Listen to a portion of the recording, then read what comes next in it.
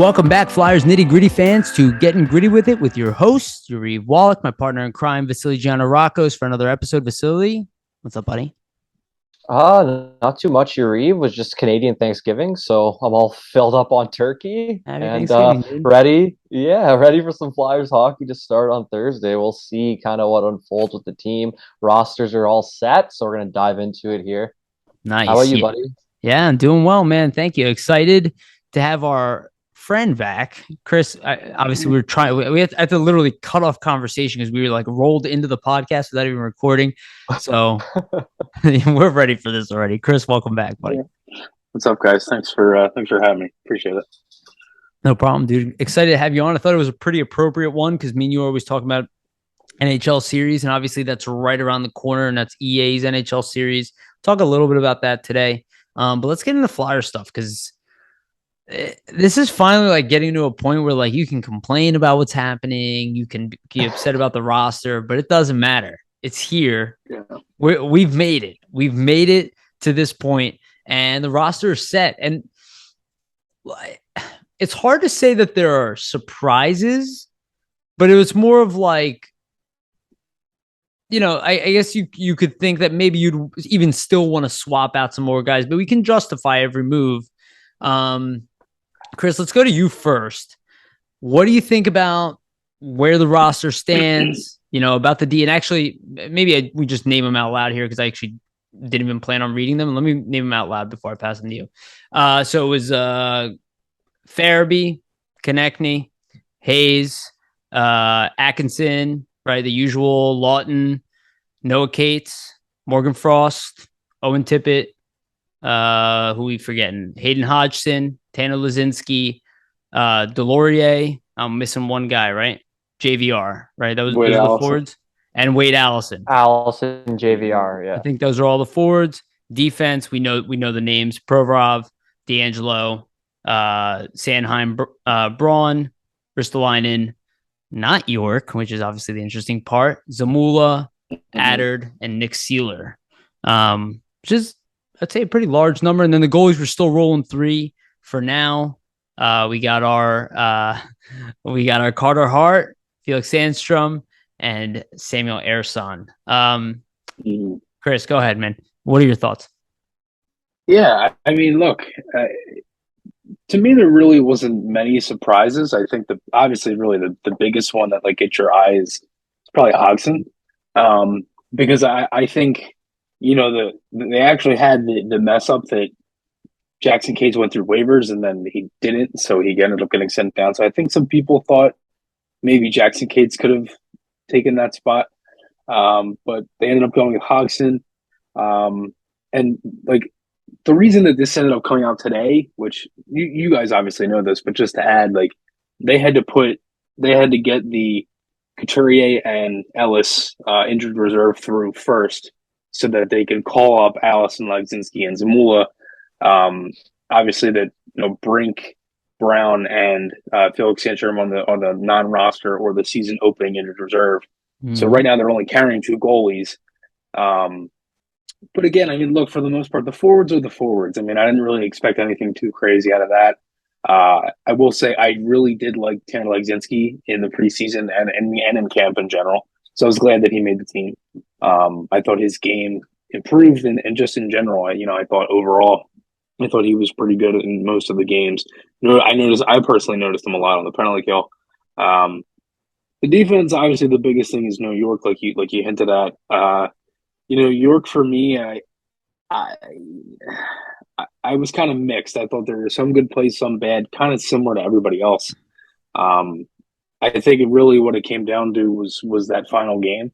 Torts challenged him. He didn't play well. He gets beat 1-on-1, and probably wasn't just that play. I didn't think he had a great game. Obviously that goal was the main thing that everybody points at. But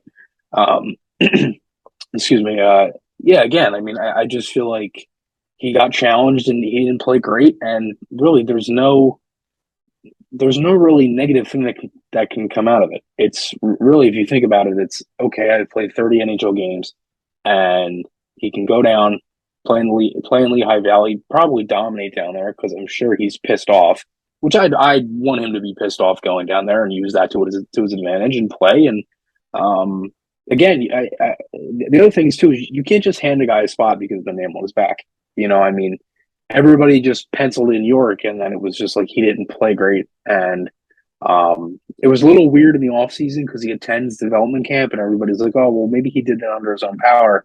But then we hear that he was kind of forced. So that was a little bit different too. And then he wasn't at rookie camp and that whole kind of thing. So, um, obviously he was coming off an injury and all that stuff too. But again, I didn't think he played great in general, really, to make the team. And again, they're going with the veteran type presence in Sealer. So I would assume the first two games, Thursday against New Jersey and then Saturday, probably would be 12 forwards and 6D, just because they're home. And then once they go out into Florida and play the two teams there and then kind of continue in the month, I would assume they might go 11-7 and carry an extra D. I could be wrong on that. I'm not sure, but that's kind of how I see it, at least for those few games in the beginning of the month. But, as for, Ronnie Adder too, I wanted to hint on him. I mean, I didn't think he had a great camp. I thought he had some, again, very similar to everybody else. Okay at times, not great at other times. Obviously had the fight where unfortunately he got pummeled, but he's not really a fighter. And Torts, obviously said he wasn't just going to send him down for that too. So again, to me, there was a lot of mixed things. And then one other thing I wanted to add on York too, the whole mixed signal thing that I've been seeing it a lot.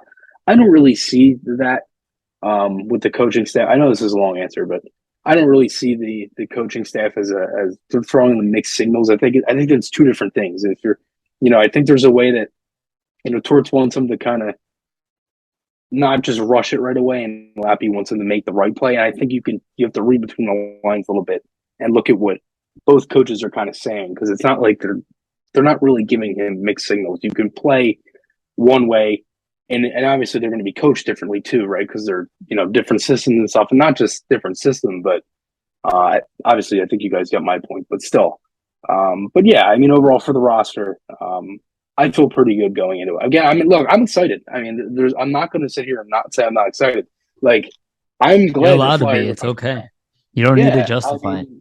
Right. I mean, it's like, I feel like everybody's so negative, and it's like, oh, and like, I'm sorry, but I'm tired about talking about, how bad Nick Delorier is, or how we didn't sign Johnny Gaudreau. It's like, how long are we going to keep mentioning this?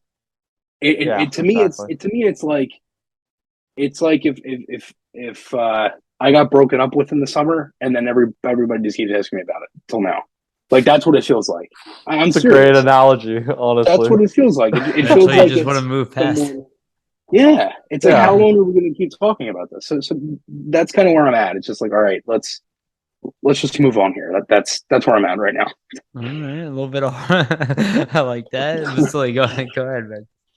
So just with the roster, I mean, as Chris was kind of alluding to, not too many surprises on the forward side of things. I mean, I think we saw a lot of the guys that we expected to make it. I mean, you have your Noah Cates, Wade Allison, Tanner Lisinski. I think probably the biggest surprise, as Chris touched on already, was Hayden Hodgson. I mean, maybe some other huge surprises, if it would have happened, would have been like a Tyson Forster or Oli Lixell, things along those lines, but they just ended up getting cut right in the last group there. I think for Hodgson, it kind of makes sense to get him in there on the fourth line. I mean, almost a Tanner Jeannot type player. That's kind of what the Flyers have mentioned when, talking about him and things like that. But I also think, as Torts was kind of, mentioning in his press conferences kind of leading up to the cuts and also afterwards, Cam Atkinson's expected to be in the lineup. So once he, slides in there, then Hayden Hodgson kind of drops down to the 13th forward spot. I mean, you could have argued that would be Jackson Cates, probably played it better, had a way better camp. But I think the team ultimately probably wants Cates playing, really top minute role in the AHL. And then from there, you have Hodgson kind of be the 13th forward.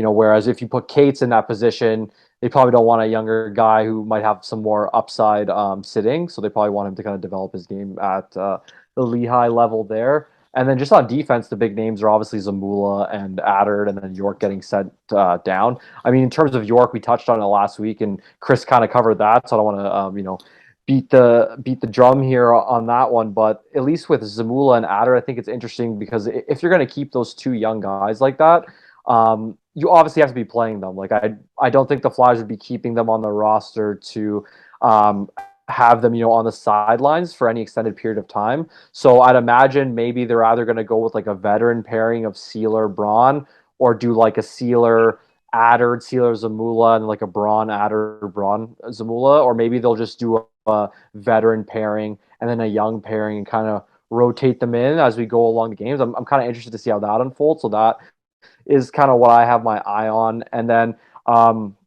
with the goaltending, Samuel Ersan, was really great throughout training camp. I think he kind of surprised us all. Not to say that he never had the talent, but I don't think anybody was really expecting him coming out of nowhere and grabbing that backup position. Obviously, Sandstrom's injury factors in, but if we're being honest, I mean, Ersan probably outplayed Sandstrom as well. 57 stops on 60 total shots. Just solid in his movement, solid in his efficiency in terms of angles, cutting down angles, and just being tight to the post. So I think that's an interesting factor for me because he has a lot of potential. So I mean that could be an asset to draw from as the Flyers go along. Right, their goaltenders are looking pretty strong. But overall, not too many surprises. I'm more interested to see kind of how the lineups shake out, and probably Noah Cates at center is interesting for me as well, just because of his defensive acumen. I kind of am interested to see if that's a role he can handle at the NHL level. What do you think, Yariv? Yeah, no, I want to start with the Samuel Ersan thing. It's hard to disagree with majority of what you guys say, but I want to start with the Samuel Ersan thing because last year, if he wasn't injured, I'm pretty sure nobody would have gone into this season. And I think Chris agrees with me on this, that nobody would have gone into this season thinking that Ersan wasn't better than Sandstrom.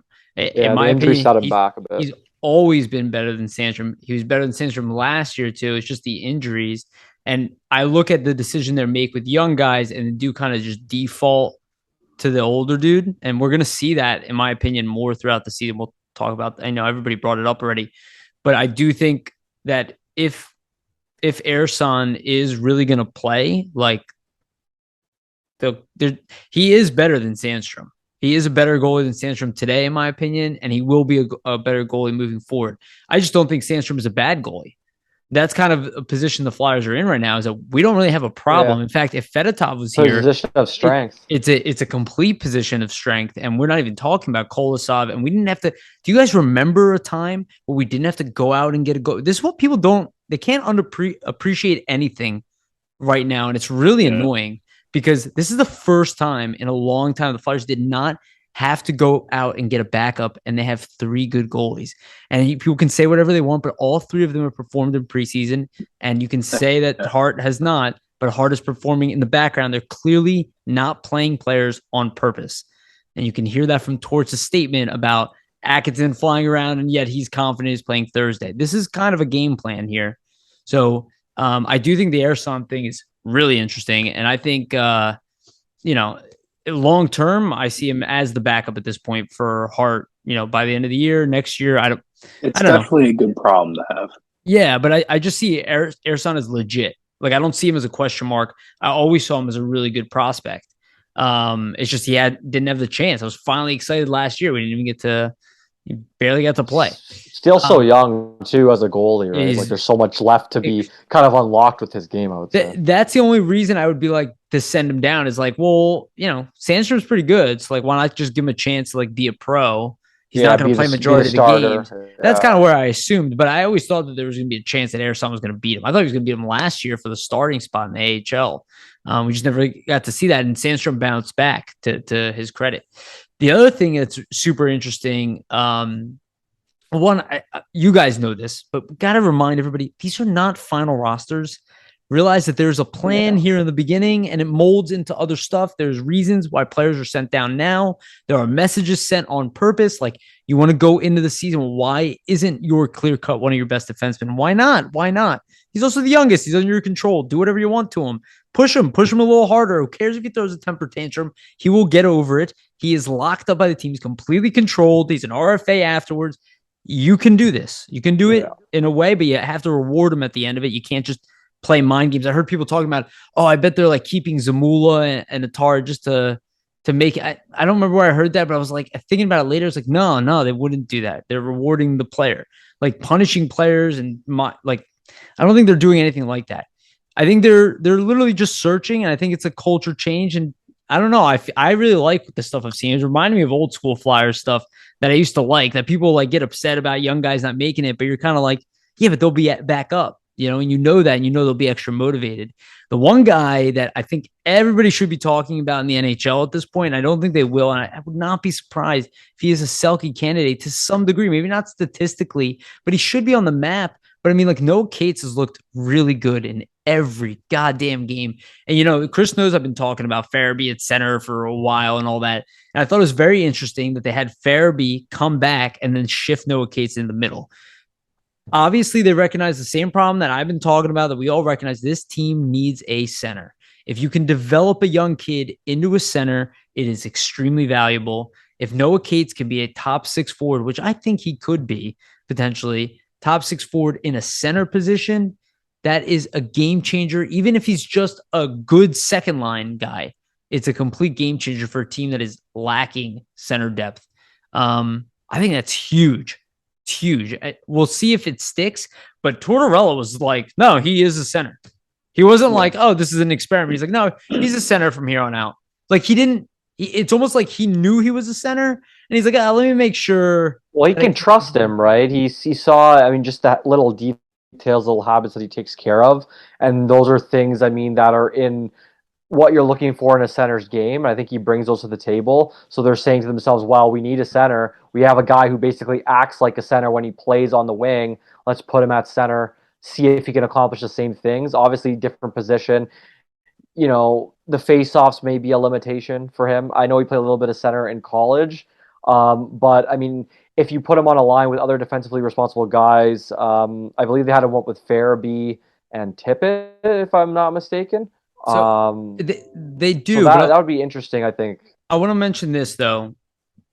So Tortorella in his press conference, and I was there, you looked us all in the face, and he's like, yep, I'm confident he's playing. So he's saying that Atkinson's playing on Thursday.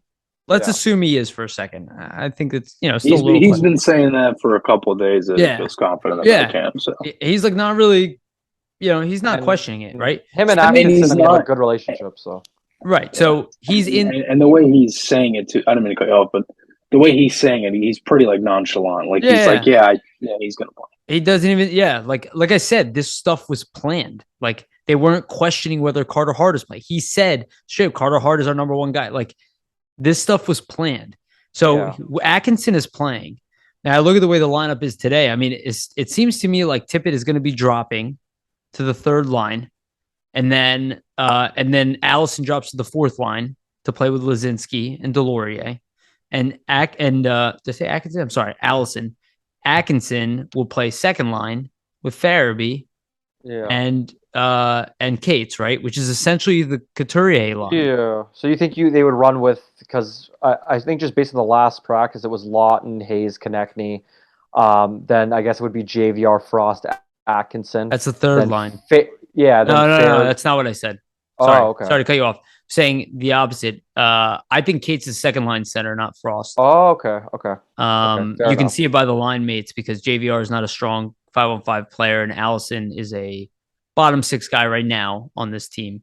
And that's what I was saying. Tippett is clear cut top 6 or top 9, right? And Farabee is top line player, so that's definitely your second line. Oh, okay. And Cates is better defensively. Farabee's moving up and taking Lawton's place, or just on the second line? I'm saying Atkinson takes Tippett's spot. Tippett drops to play with Frost, and JVR, Allison drops to fourth line. I think I said Allison twice. I meant Atkinson takes. I'm making this so confusing. I'm sorry. Let me say it from the beginning. Top line: Lawton, Hayes, TK. Second line: Farabee, Cates, Atkinson. Third line: JVR, Frost, Tippett. Fourth line: Delorier, Lazinski, Allison. I think that's the healthy 13th guy. Yeah, you're correct, because the lines yesterday at practice were Lawton, Hayes, Konechny, Farabee, Cates, Tippett, Van Reem's like Frost, Allison, Delorier, Lexinski, And- Hodgson. and- So and with I'm- the way you're saying it, Yeah. Atkinson goes in and the other two just fall out. That and makes Hodgson sense, comes out of the yeah. lineup. slot Fair him enough. down. And I kind of like that group though. I like the mix. It's I mean, nice. think about that third line. Yeah, I like Yeah. Frost Not and too bad. Tippett. We were talking about that last week that those two have a lot of chemistry. I kind of want to see them together on the power play as well. Let them kind of develop it at 5-on-5, and then on the power play, you kind of let them run loose as they go along there. I just think with his passing skills that Frost has, then you have Tippett who can really, release it. You might as well try it and see what you have, right? And honestly, and going off that too, like a lot of people don't talk about this because they hate JVR, but he has a lot of chemistry with Frost, and people like don't realize it. But like when you actually watch the line as a whole, they have a lot of chemistry together. And obviously, we all know about Tippett for how good they were last year with that Cates line, Yeah. or at least the level of play they can get to. But JVR can help JVR, them. And yeah, it's a lot of underrated play that JVR makes, and he's a good vet to play with them guys. So I'm curious to see how that works out too. But yeah, I mean, again, like what you were saying too. Like, I think the lineup that you read, I think it's balanced. I mean, it's not really like a one line heavy like I feel like it has been in the last handful of years. It's really just balanced because we don't have as much, but I feel like it's more like I don't know if people would agree with that, but I feel like it's more balanced than usual because we kind of have to do it, Yeah, you got to spread the scoring out. You don't have a bona fide. Okay, let's say you look at all three lines right now. I feel like the coaching staff is going to There's kind no of go-to deploy guy. them. Yeah, there's no go-to. Oh, okay, this is my top line. I mean, of course you're going to think de facto especially Kevin with Hayes. Coots out. No, Yeah, I mean, to your right. point, all three But lines. whoever's rolling Yeah. that night, that's going to get the deployment, I would say. I'm wondering, okay, interesting question, because, I mean, we got some news that Couturier was skating. I was about to bring this up. Yeah, he was skating, shooting some pucks around for about 45 minutes by himself earlier in the week, which, I mean, great sign considering the initial thoughts of his diagnosis being 6 to 8 weeks out. He looks like it's potentially a little bit ahead there, but let's say Couturier comes back in 2-3 weeks, hypothetically, best case scenario. Who's dropping out of this lineup for him? Who do you guys think on that? It's unfortunately. I don't even know if I can answer it right now. It's hard. You got to see who plays, right? Exactly. Yeah. Right. I think it depends on how the team's playing and who's playing well, Fair. and if there's any other injury at that point. I think those are some things. I think that's spot on, Chris. I think that's the correct answer because something will happen. Take a wait and see. Something will happen. People are going to get injured on D. I find it very interesting that they're carrying this many D. Like there might even be an injury we're not aware of because I thought about that. I was like 8D immediately, really? When two of them are young, I was like, what are you guys hiding? And I think about that, but let's just play devil's advocate there and let's just assume everybody's healthy. This was my assumption because this is why I brought up the lines earlier, right? You look at the lines we have right now. If Couturier is back, he is now number one center. That means Hayes slots down. Farabee is still your best left winger. Theoretically, you can keep him with Atkinson, right? So there's your top line. It would be Farabee, Atkinson, Coots. We saw it last year. Maybe it's TK, but let's assume it's not. Yeah, then you keep Lawton, Hayes, TK together. Theoretically, unless Noah Cates is better, then you put Noah Cates as left wing with Hayes and TK. Then you do the third line because you're not going to put Frost on your fourth line. You're going to do Frost in the middle, JVR, Tippett. Then your fourth line is Allison, Delorier, and Lawton. That's a dominant fourth line. And I brought this up in the preseason. Lawton is in no way a fourth line player, but it's like you were saying, it's like that's 4 good lines. That's a good luxury. No dominant lines, and maybe that's not the case at all. Maybe Noah Cates becomes fourth line center. I don't know. I have a hard time believing that guy's going to be playing fourth line this year. Yeah, and you're going off that too, like that fourth line. And I've mentioned this to you before, and Cam Atkinson has too, the Islanders fourth line. Yeah. Like you look at it, that, yeah. It's Martin, it's Zekas, it's Clutterbuck.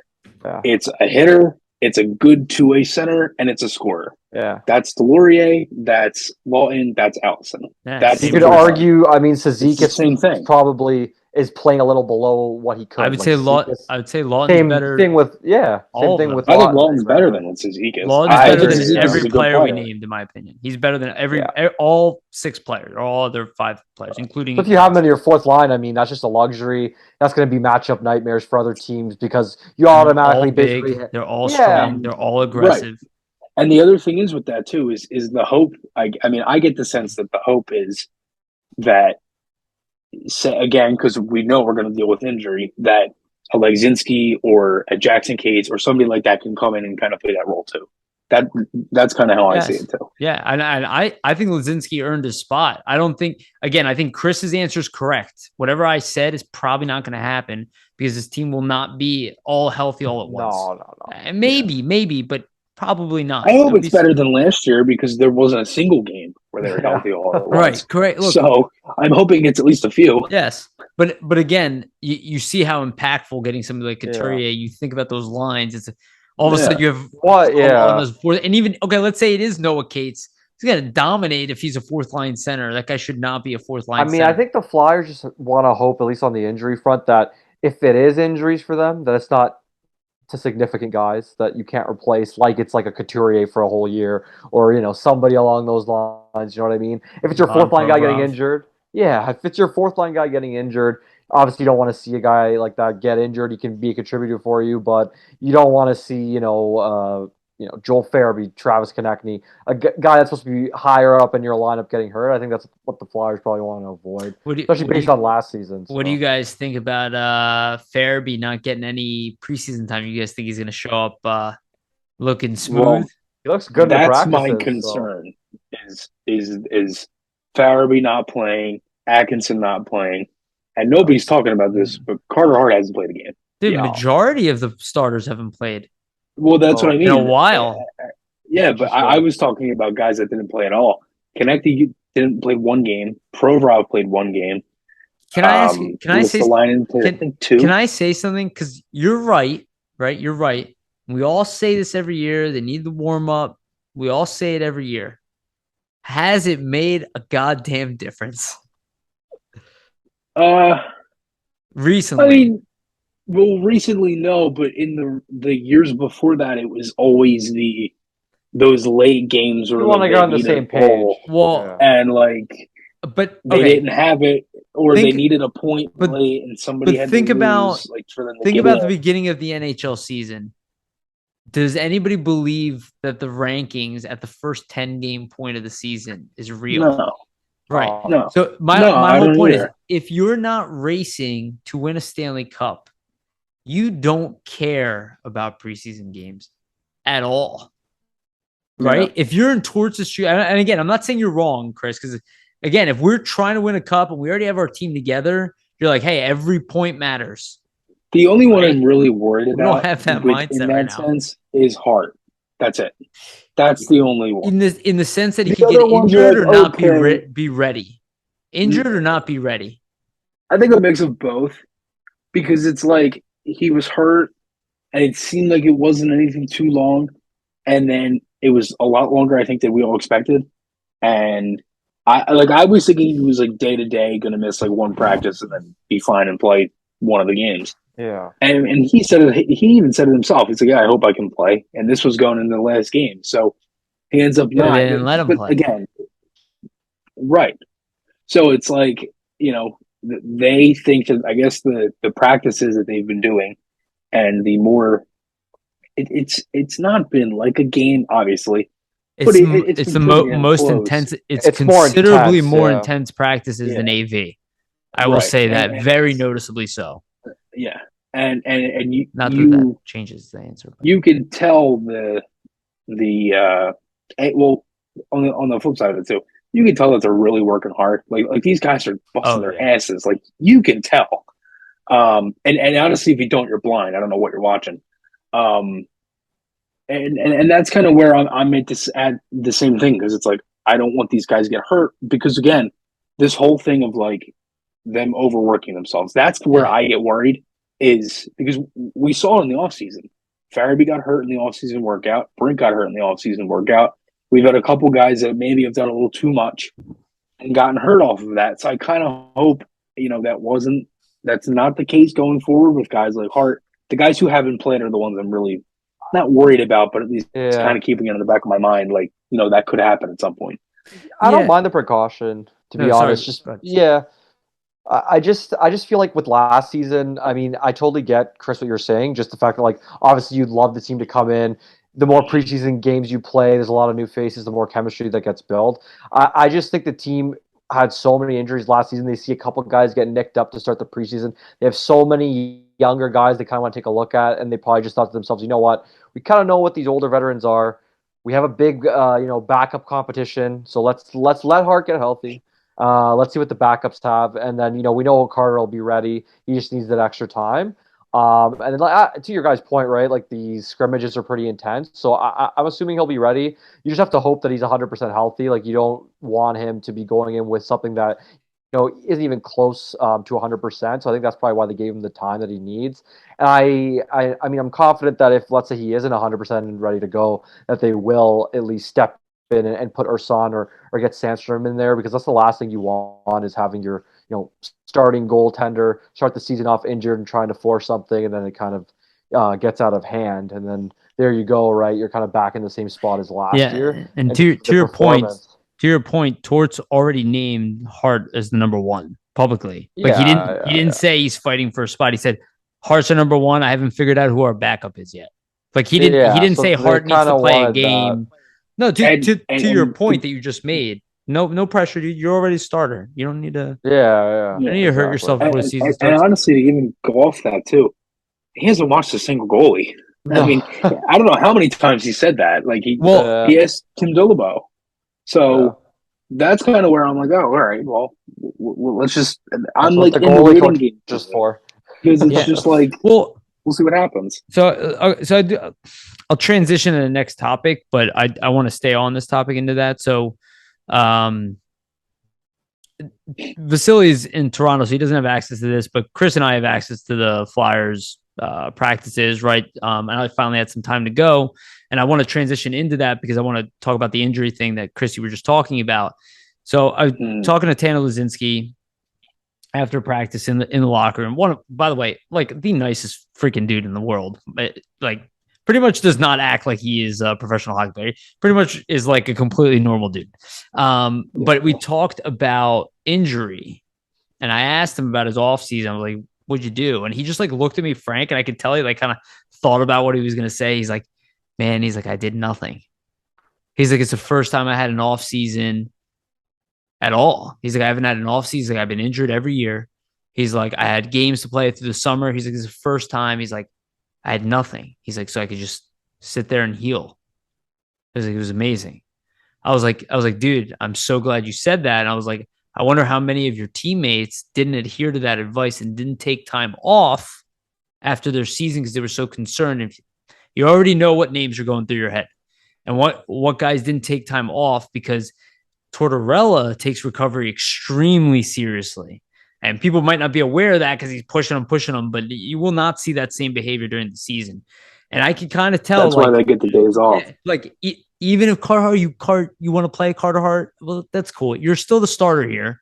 And I really don't care if you play in the preseason because it doesn't really value us in the position we're in right now. I need you to be ready for game one. Like, I think that this is the stuff that Tortorella is doing. I think he's saying, why even risk it? Not to say preseason doesn't matter, but I mean, guys that are established.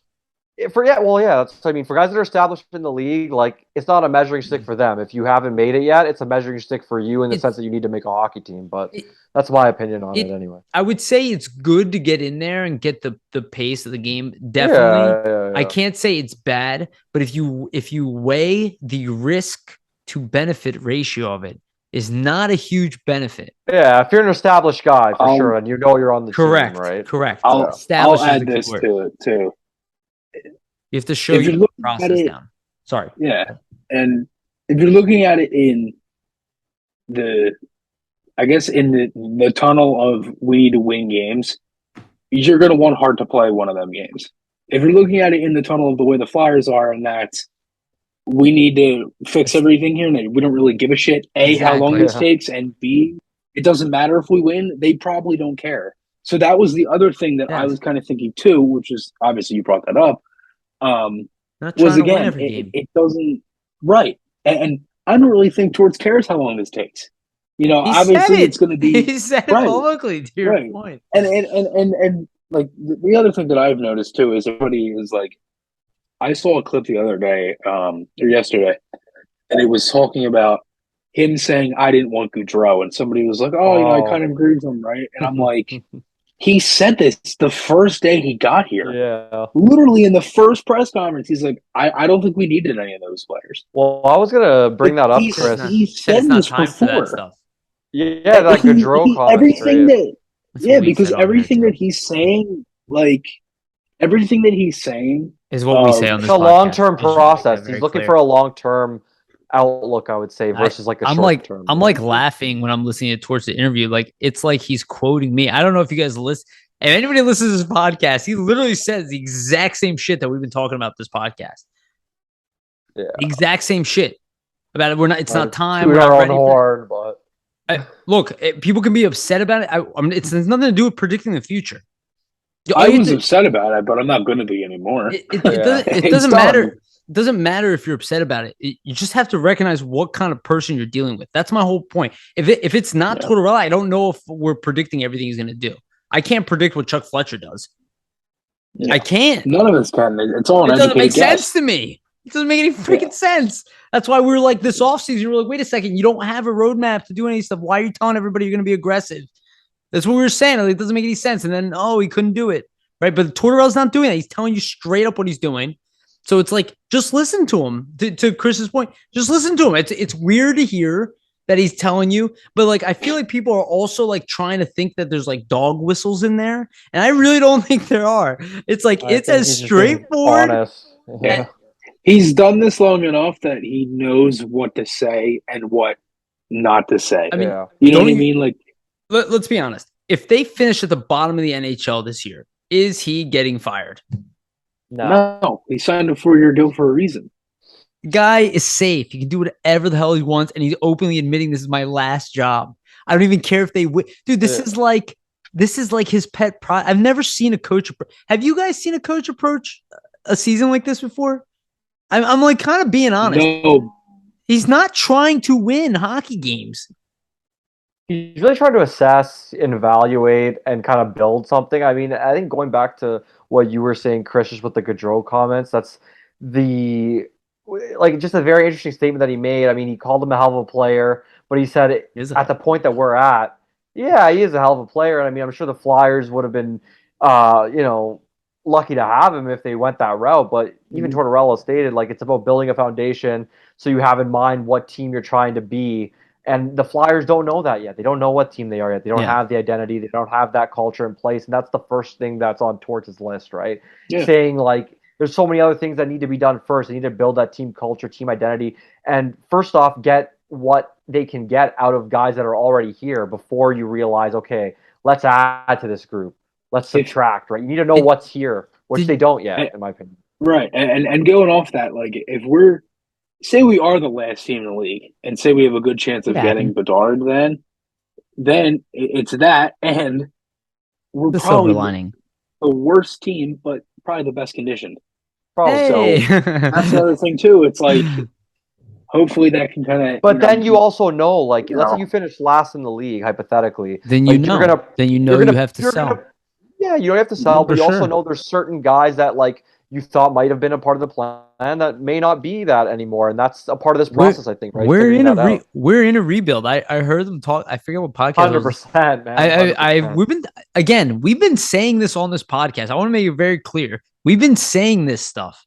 Actually, the moves are making. I got in an argument with the group when I went into the press box the other day. It wasn't like an argument, but like obviously like Charlie's there and everybody's there, and I'm like, they're all saying, "Oh, the Flyers need to like." If it's a worst case scenario if the Flyers just miss the playoffs, and I'm like, why? And they're like, oh, because then they won't get Bedard and they'll be. I was like, yeah, but that's a nuanced answer. That is not a real answer. I was like, that is. I'm not going to make fun of them, but that's not an adult answer. because the adult answer is a nuanced one for the same reason why I said Chris was right when he goes, well, we don't really know because we don't really know. So if they barely make the playoffs and Morgan Frost has a 70-point season and Allison plays well and Hart plays well, and all of a sudden you see all the young guys are carrying it's a good thing. Isn't that a very different scenario than everybody's not playing really well that's young, but like Hayes plays well and like the veterans kind of just drag them along to mediocrity? There's so many different ways. Different story. That's my point. So to say these blanket statements, like, okay, like you want to seem like you're steadfast, but I can poke holes through everything you're saying. And it's fun to do that, you know, to flip the board. We don't have that luxury. If you actually want to solve these problems and you're living in them, you know, you can't do that. You can't do that. You have to wait. It takes time, this stuff, yeah. You have to wait and see. I mean, look. It's unfortunate, but that's what we have to do. We're in a bad position that way. The worst part about it is the team wants to wait, but the fans have no patience anymore. That's the problem. And I will say with this: the whole thing. They're very much entitled to that. And to everybody who says they might as well tank, I get it. Yeah, but it's not going to give you what you want. Like I don't think. Look, a lot of people will, and Yariv, I know you're going to agree with us, but everybody is like, oh well, they're not young and they're not. This and not that. You know how many guys that are 25 and younger on this team? Wait, I thought the problem is that they are young now. I don't know if you guys noticed that. Before it was that they're old and now they have too many young guys. And when they were old, they weren't even that old. Right, they were 21, 22. Now they're 23, 24. Yeah, or it was like, oh my God, Drew's getting closer to 30 or Voracek's closer to 30. Like, we're like screwed. That was the whole thing going in the 1920 was, holy shit, these guys are getting older. But it's like they're not. You added Kevin Hayes at what, 27? Like, most of these guys are prime age for a hockey player. So yeah. What are you gonna do? I mean, apparently some guys stop. So, once you hit 24, this is a perfect segue. This is a perfect segue. So I talked to 3 players in the locker room.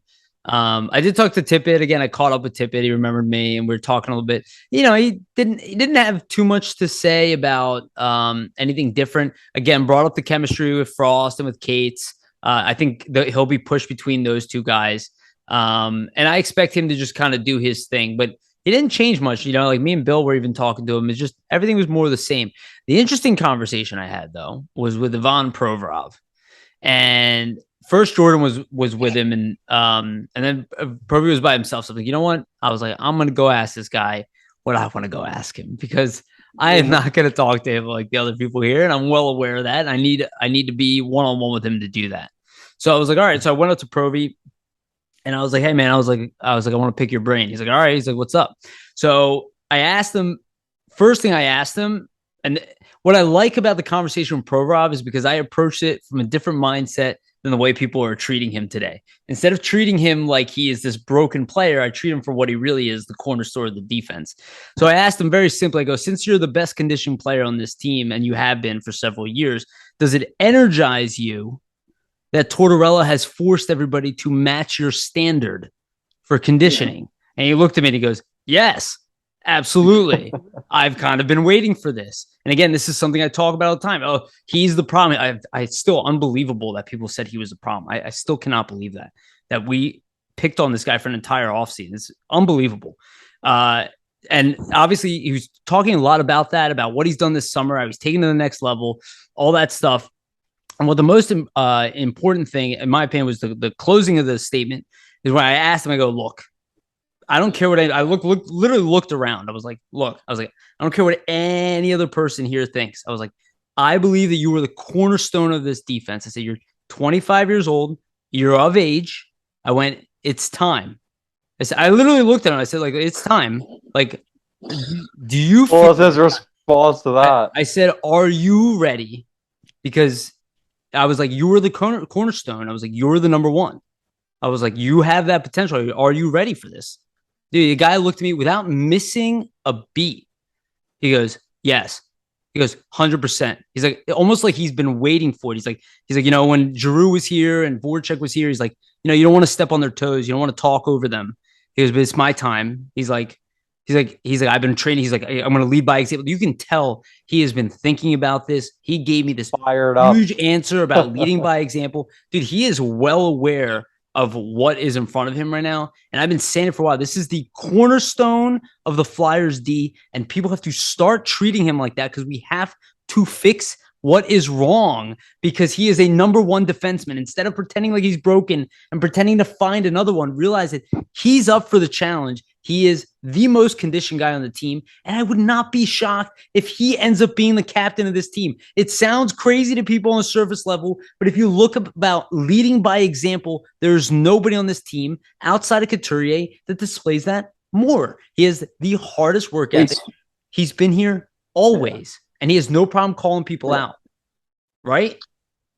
You don't have to like him. And it's really like, it's really not that hard to understand why he was so frustrated last year. Like, when you, and not even like just of what you're saying, you sit there and you pick it apart and you remove the and you literally remove the emotion from it and the holy shit, did he just say that feeling? Yeah. If you get rid of that, you completely understand what he's saying. Let me ask you this. We know conditioning has been an issue. We know it, right? We're all... I don't understand why it wasn't the biggest thing. Before, we know it, right? Tortorella told everybody when he came here, right? So as the most conditioned guy on the team, when you're out there every night playing the most amount of minutes, you're watching your team play like shit, you recognize your game is suffering, but everybody else is suffering around you too. And you recognize you're still putting in extra minutes while other guys aren't. And if anybody wants to watch anything about Kobe Bryant, you'll understand these type of mindsets of the winners. They literally take it personal. So when you see that this guy's putting in the extra time, and then somebody who, let's be honest, doesn't know as much, and again, wasn't even a bad dude. I think it was Jordan, right? It's a good dude. I think we even asked him the question. I don't think it was anybody who's like obnoxious. I think it was Jordan. It wasn't even. It didn't even matter. It had nothing to do with Jordan. It had to do with, guys, I'm not the biggest problem. Honestly, and it was just like a layup question. It was literally something like an easy answer type. People might not, a cliche kind of thing, and it wasn't a bad thing. It was not a good answer. It was a bad answer. It's a sign of a young player. Again, I'll remind people he's the youngest defenseman of these starters. That's what we're watching here too. Not a great answer, but you understand why. Like, people are going, oh, that again. I say it all the time. We just pick a new scapegoat every time. We did it to Voracek. And Chris knows exactly. We do it to everyone. It still drives me nuts to Provorov. The Provorov stuff is interesting, and for me, it's just what we've gone back to the whole time throughout the summer. I'd say you're even. What it is that, okay, the guy showed frustration during probably the team's worst season since 2006, arguably maybe one of their 3 worst seasons ever in franchise history. Wouldn't you want a guy who's that competitive, that invested in the game to be frustrated? Like, for me, if he isn't frustrated, that's a bad thing. That's your number one defenseman who just, after a terrible season, he isn't bothered by the fact that the team played like shit. I mean, he should be bothered by that. I don't think it's a big deal. I think it shows the competitiveness, the fieriness of him as a player in general. That's something you'd want to see from a guy like that, right? So I personally expect, just based off what you're saying, or even the conversation you had, but even before that, I always thought that, I mean, Provorov is going to have a big bounce back year this season. He just seems like one of those players that he just puts so much work in that I wouldn't expect anything less, just based off the work ethic and the time he's dedicating to the game in general. So I think he aligns with Torts. Yeah, exactly. Very similar mindsets. And I mean, if you don't think that Torts is going to latch onto that and play him in every situation, play him in big time minutes, give him all those opportunities to succeed, he's going to put the ball in his corner, the puck in his corner, and say, hey, Ivan, it's your turn. Go ahead. We'll see what you can do. If there's, places along the way where we think we can correct you, we're going to help you get back to that level that you were at, right? Did you guys see the John Clark interview with Torts? Yes. On YouTube? It was really good. He talked about Provorov. Yeah, and he was like, shout out to John Clark. It was a great interview. He talked about Provorov, and he's like, man, he was better back in the day. He's like, he got worse here. I thought that was so interesting. He's like, said he got worse. Because he obviously doesn't get, you don't lose talent. No. I saw they did, but I didn't watch it. Who said that? Torts. Yeah. About Provorov. Okay. He said that Yeah. that Provorov got worse. I would recommend watching the whole interview, It's a and great that's also interview. why I was I joking will. because he talks about the captain thing. That's why I was saying like he's literally saying stuff that he's like I expected for the captain to be found organically. It's like literally what But we that were talking about from shows, I day mean, one. just him pointing that out shows, and Yeah, it shows the wherewithal that Tortorella realized, okay, we have guys here that have talent. Along the something way, happened, dude. something Something happened. happened, and yeah, exactly. But I think that's what this year ultimately is, right? It's a year where you have these younger guys that have potential that you've seen in the past. Can it all come together for them again, and can they be those players that you've seen, or is it not to be here? I think that's a lot of what this year is going to be in terms of expectations. I think it's just figuring out some of those guys that if they're going to be really good players here, they're going to be a part of the future moving forward. If not, then you kind of have to step back and say, well, we need pieces here, pieces there, and we got to move these guys to kind of fit those molds. But that's my thoughts on just all the Provorov stuff. Yeah. Well, we'll see. Time will see. I'm a huge Provorov fan, so it was cool to talk to him that Yeah. way. And, I've always liked him. I've Yeah. never had any. I really didn't have an issue with what he said. I was sitting there that day too, and everybody's around like, oh my god, like I mean, this is like, and I could just Blow tell it- like everybody was like, Blow it holy out shit. of proportion. And like I kind of was too. I was like, okay, well that just happened, and then I'm like, all right, well let's think about that for a minute. It's not like he swore or told anybody off or Yeah. anything. I just Yeah. don't. He just gave a little I bit of a just don't snarky care. answer. Yeah, and to me it was just like, all right, I don't really think it was that drastic than what everybody was making it out to be. It's not. No, it wasn't. It was boiled over frustration. That's all it was, and it happens. I mean, I'd rather a guy. I mean, look, there's obviously two different ways to handle it. I think Atkinson did it the best way out of anybody. Well, Atkinson's a old. I mean, I agree, but does it change anything? I mean, Jake Voracek was a great I in this wasn't locker saying room, it and does. I I was watched him just freak saying out that on it's media just- people a few times. Yeah, Not that you're saying, but no, I but, mean, like, I just what's the difference? yeah, right. No, I get what you're saying. I just think it was, he didn't throw any teammates under the bus the way he said it. Here's another example. You could Our read coach, between the lines, and it was perfect. our coach has a history of snapping on media people, right? It's like, Yeah. I don't think it matters at all. What happens behind closed doors is more important than what happens in front of the media, right? Like that's my opinion, at least in terms Provorov of was nice to hockey, me. the way a team building game is. Yeah, Yeah. fair enough. Let me sorry, not to rush us along.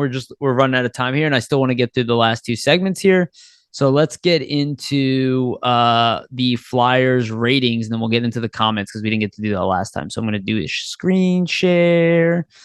So let's talk a little bit about NHL 23, which is about to come out, and the ratings have started to pop off. I think overall, interesting set of ratings. I think interesting to see that, I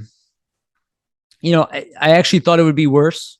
A lot of the ratings are very similar to last year. They did keep a lot of the potentials kind of where they were. They gave Sanheim a bump here. Everybody else, like for the most part, a lot of them are pretty consistent with last year. And I don't know if they go through Hart in this specific video for these ratings, but they do give Hart an 85 within a high elite, which if you guys ever play season mode in this, it pretty much turns out to be a star if that's the case. They still have Ristolainen with an elite, which is really weird. They give Cam York a bump up. They give Tippett a little bit of a bump. Other than that, it seems like a lot of it is kind of more the same. They got Morgan Frost a little bit of a bump, but probably is better than his rating. And then we got Noah Cates here, bottom 6. That is, in my opinion, this is old. And they will be changing ratings for him as the season goes on. But I don't think too bad. And actually, Flyers look like they could be they do show the goalies. They could be a reasonable team to play with. Obviously, Sandstrom, not well known. Probably underrated to some degree, and same with Ersan. I think Erson's like a 68 or something in this, or 69. So I don't think that'll last either. But what do you guys think about the ratings? Chris, you want to go first? Yeah, that's fine. Yeah, I mean, look, I think in general, I feel like everybody was pretty much on pace, with what I really expected. If I'm being honest, I don't really agree with Frost. I would have liked to seen him to me, if Tippett's at an 81 and York is at an 81. I would rather have Frost be at an 81 too. I just feel like that's fair. I think Cates could have gotten an 80.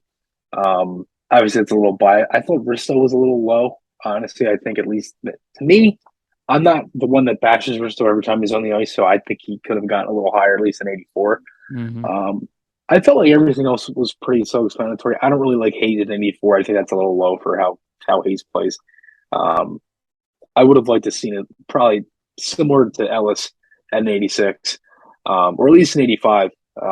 But again, I feel like most of it was pretty fair. Brink at a 75, I think, was fair. Maybe a little higher, maybe like a 77. But I think for right now, that's fair. Yeah. Most of the other ones, though, I mean, look, I'm not even complaining about McEwen, Laurier, Cannon, like Brown. But again, just a couple minor things. But yeah, I mean, overall, I think I was fine with that. And honestly, I would have liked to see Couturier at 90. Yeah, that's the only one where I'm like, I don't understand why Couturier is an 88. I mean, what kind of Selke winner, top centers? I mean, but again, they have other guys who are slightly underrated in this game too. Where you're like, yeah, really? So some of like the X Factor ones too don't make much sense to me. Like for some reason, Jack Hughes still doesn't have an X Factor ability, and I don't understand why. Because there's other younger players that you could argue Hughes is better than that have them. Yeah. I don't like the inclusion of the X factors. They're going to be so hard for them to keep up with. We're already seeing problems with that. Bedard doesn't have any X factors. Like in the game, it's like, what, you're going to draft this franchise caliber player in your season? No X factor skills, yeah. It's like, okay. I mean, the ratings, I think it's just classic EA stuff. I don't know if you guys noticed. It's like I've played NHL probably every year since like 2002, 2003. Sure. Long time. And like what they do essentially is, in my opinion, they have ratings of guys for about a 4 or 5 year period, and they kind of stick to what's around there. Like Couturier has been an 88 for like 4 seasons now. Yeah. Until they get the next batch in where they like, okay, this is what the ratings are for everybody for the next 5 years. That's what they're kind of going to be. I feel like they don't variate a lot unless the guy really has a huge jump up season. It is interesting for me that like I feel like the defensemen are a little I feel like Provorov should probably be like an 86, Sanheim an 84, D'Angelo maybe an 84, Hayes an 85, Konechny I would say an 85 too. Yeah, maybe like there's some that are like 1 or 2 off. And I agree with you too, Chris. Like Frost should probably be an 81 if Tippett has. He's probably scored just as much as he has at the NHL level as well, to be honest. But in terms of the ratings, I mean, it all makes sense. A lot of it, like I like how they finally got Carter Hart at an elite potential, because I know the last couple seasons you would just be like a starter potential. So he had elite. At least they corrected that. No, they had. Oh, he had elite last season. He did. Okay, he did. It must have been the one before that then. They did lower his potential, and I was watching one of the NHL guys, and he was like, "Oh, Carter Hart an 85 with elite." He's like, "Oh my god, that's so overrated." He's like, "This goalie should be an 82." I'm like, "Man, this is what happens with statistics, dude." I'm like getting so bored of all these analytics statement, dude. They mean almost nothing to me today. And it's funny. It's like everybody's like, to other people, the value's like going up. I'm like, no, I've been saying it for a while. People are using analytics backwards. When it's done in the tech industry, it's very noticeable, and your products usually tank. I was like, I'm watching people do it with players. Like, again, I'm going to say it very clearly. I don't care if people don't agree with me. Analytics do not predict the future. They are a reflection of the past. Pretty much. It's an analysis of what's occurred already, not of what might happen. But notice that people do not use it. They go, "Oh, well, this is what you can use it as you can use it as a projection, but just a projection doesn't mean that's exactly what's going to happen." In a nuanced way, yes. If you understand all the context and you can account for new coaching, all these different factors that actually change all. That's where the models come into play. Who knows what these are really using behind closed doors? It's hard to know. Right? Very different than what we are using publicly. That's what I mean. Yeah. I am not under the mistake that the NHL teams don't know what they're doing. I'm not saying that there are people who don't know how to use analytics. I'm saying that we, the public, are not using them correctly, and I am very aware of that. And it shows in the way we report stuff. So let's go into our last segment, and we didn't get to do this last time. And I want to take a little bit of time. So new thing we've been doing, we'll do it for both episodes because we missed the last one. So we're starting to go through comments, read the comments out loud, read your name out loud. And yeah, we'll address them here. Let's go to the first one. Mr. Twitzler. Twitzer. He's a I good dude. He comments on my stuff all the time too. Awesome. I've cheered for all my favorite Flyers to win cups. Unfortunately, they have not been. It's always been. I'm sorry. Unfortunately, it's always been while they were on other teams. Gagne, Richards, Carter, and I was pulling for G in Florida, teaming in, and so on. But it's going to break my heart when I have to do the same for Coots because yes, Coots is elite. Oh, I love that. And he's already brokenhearted. He's still here, dude. Yeah. I know, right? I mean, hopefully it's with us at the end of the day. It might be a little bit far out, but you never know. But to that point, if Coots is traded, it will be to a contender, and they probably will win with him on the team. I mean, because they'll value his elite skill set. There you go. That's a good way to look at it. Coots is elite. Yeah, I agree. Next comment here from Derek. I know you know Derek too. Chris he always comments on our stuff. Great guy. Yeah. My simple definition of elite player, because I'm pretty sure I brought this up on the podcast a couple weeks ago. Yeah. Player who influences the game in ways a few others can. A player who can when the coach sends him over the boards, the system they run changes, it evolves, and gives the team unique options. I think that's a pretty good definition, actually. McKinnon is an elite player, not necessarily because he consistently paces for 110 points, but because the Avalanche have the option whenever he is on the ice is drop the puck in the defensive zone and let him rocket through the neutral zone. That is true. I would say that makes him a very unique player, though, more than it is elite. And trust that he's going to enter the offensive zone with control, and even if the other team sends 4 people to the blue line. But then there are some players that aren't great at carrying the puck, but are elite, like a Mark Stone, right? Where he's not a Goudreau. Different types of skills for a lot of different guys, right? Yeah, but I like his definition, though. I do think he has a good point here. Sean Couturier is so smart and rangy as a F3 that you can always run a system where your F forward 1, F2 are extremely aggressive on the forecheck. Yep, because Couturier can sniff out what people do and being pressured and keep control of the puck when influenced the pass. Like an elite safety in football. Yeah, actually, I think this is actually pretty smart. I agree with that, right? The impact in which that player makes is high. You know, if that's what you're trying to say, and it's a unique impact, I think that's pretty good. Good systems in the NHL are built around elite player. Great systems are built around several players who are either elite or borderline. Totally agree. Right now, only a player the Flyers can have jump over the borders evolve is Couturier, and they don't have him, so they have 0. I think Provorov is still 1, and Carter Hart is still 1. If you have 0, you're Bedard team. You just are. You might be Bedard team 1. Maybe. I hope so. I mean, that would change our franchise overnight. Tortorella's job in year 1 is not to make the Flyers better. It's to find the players who can evolve in the system and doing things few others can. Even if they don't do it this year, he has the identity template for that, okay? When you bring in more guys who can do that, most likely 2023 draft, there's about 8 guys I want right now, and they're just starting this year draft and through free agency. The whole diatribe is the reason players go for different teams and suddenly break out, because those teams identify elite skill they had and put them in a position to use that skill a lot. Yes, like Shane Gostisbehere, correct. And what happened with Arizona. Do you guys have anything to comment on that? I know it was kind of a long one. Yeah, I mean, I think it's good points just in terms of like how I don't think an elite player has to necessarily be strictly that offensive guy, but there's also, things that players can do that they're elite at that are small details of the game that get kind of unnoticed. I think that's kind of the comment that he's trying to make, that there's certain guys that are really great at certain things. If you get a lot of different guys that are like that and you put them together on the same team, that's how you can, build a really great team without necessarily that one superstar guy. I do also think too that just, the Flyers, that's one of the main things they need to do is just put guys who are able and have skills to succeed in certain areas. They need to put them in positions to succeed for their certain skill set. That's something they've kind of missed out on in the past. Yeah. Chris, you have anything to add?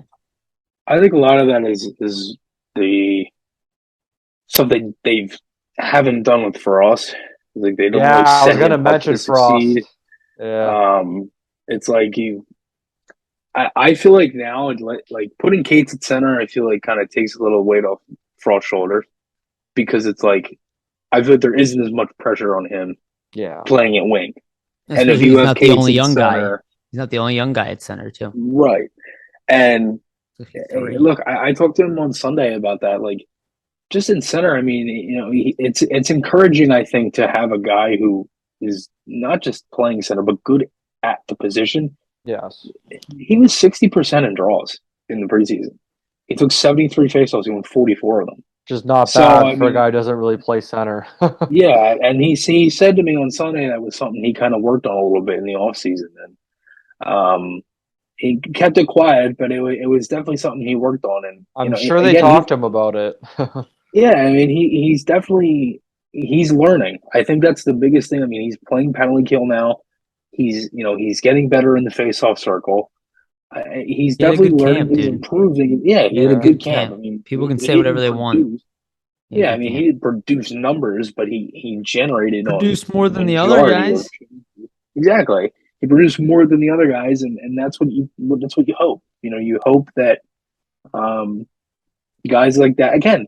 We're banking on so much, and I've said this from June on. Like, you're banking on so many different things to go right, and it's like not all of them are, but if you get at least one or two, then that's fine. Something is gonna go right. I mean, Eventually. that's I just mean, the law of nature, right? Like, Yeah. it's not all negative. 100%.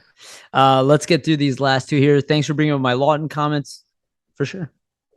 And I wish Wayne was here to be captain. It's funny. This was 10 days ago, and now I know you predicted remember- Simmons Yeah. on the Marlies. Yeah, man, dude. I hope a team picks him up. He's a great guy, man. I hope someone I would helps take him back out. here in a heartbeat. I don't have any problem with it Yeah. being passed or anything Me like that. too. That doesn't matter.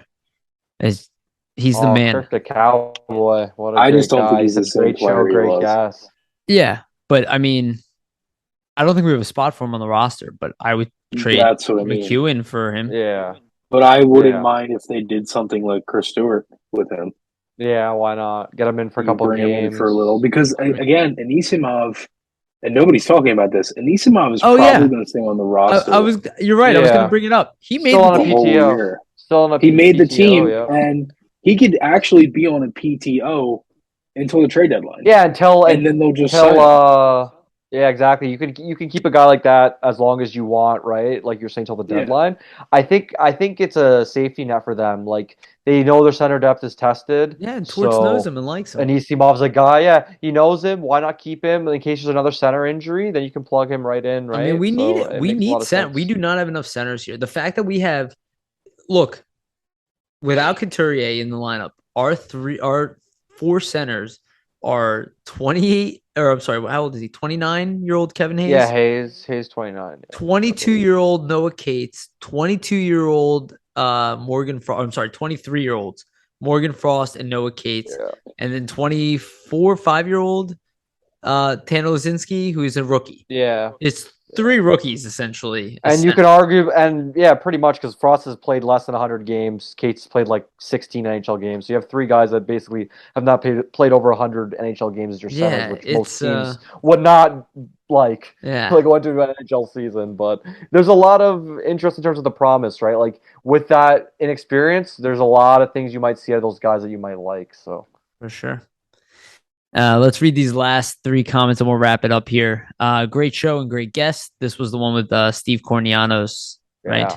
Yeah. The Cowboy's awesome. He always comments on our stuff. Yes, you do. Thank you so much. Always love the feedback.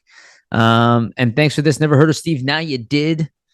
And yeah, Steve is awesome. Definitely make sure to check him out. He is as legit as they come. Like I watch his hockey all day, every night. He has to because he covers every team in the league. It's amazing. And then the last one here, some fans just gotta have drama. Provorov is second pairing D man.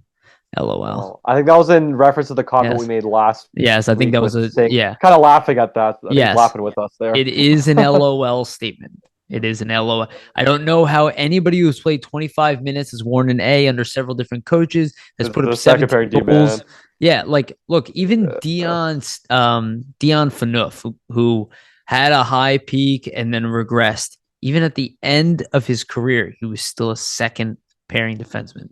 The entire time in Toronto, he was still being, even though he wasn't as good as everybody hoped, he was no way like a bum. Toronto wasn't a very good team either. You know what I mean?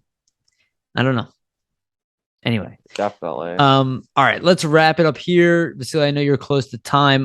Before we do a quick wrap up, I do want to give a shout out to our sponsor, Jim Steaks on 4th and South. They're still not open. They're still dealing with a fire, but keep them in your hearts and your minds, and they'll be back in no time. We'll let people know. Also, we do have the meet and greet on November 12th. Yes. It starts at 11 a.m. The game's at 1. So we're going to be meeting in the parking lot that's set up by Rebecca. I'll bring it up a few more times here, but that would be just an opportunity to hang out with myself. Jamie will be there and other people, Flyers, Nitty Gritty, Vasili. I don't think you'll be able to fly into the country, but you're always welcome. Catch me on Zoom, guys. Yeah, we'll try to be there. I'll definitely be there for the day, just to say hi to people, but I'll announce it again on here. Yeah, we'll have you on a little screen on the side, Vasili. It'd be hilarious. I'll have you on my phone, like kind of next to me. Yeah, dude. Like, hey. Here's the Nitty Gritty podcast. Yeah, right. There we go. Chris, you got anything people should be aware of? Anything coming up? Yeah, I mean, this Friday on my show, I have Jim Gavine from High and Wide joining me. Sweet. Which is always fun. Just with him yesterday. Yeah. Good dude. Yeah, Jim's a good dude. We'll be talking about the game Thursday, and I wanted to put this out there. I do the Flyers fan club, and I write their newsletter, and we have a raffle right now for a signed Joel Farabee jersey. It's a military. Oh, that's awesome. Yeah, it's an official military jersey. It's from the team. Tickets are $5 each or 3 for $10. I mean, you really can't beat it. It's a chance at a signed jersey for $5. Or 10. And you can buy as many tickets as you want. Somebody already bought 6. So if you wanted to do that, that's fine. Even if you guys wanted to put it in, you can. But yeah, just DM me on Twitter. It's at Chris Maher if anybody wants to check that out. We really would appreciate all the support with that because the fan club is great. It's a lot of good people and it's a lot of fun. So yeah, just same old outside of that. But yeah, thanks guys. I appreciate it. Yeah, thanks for coming on, buddy. Appreciate it. Silly, how about you?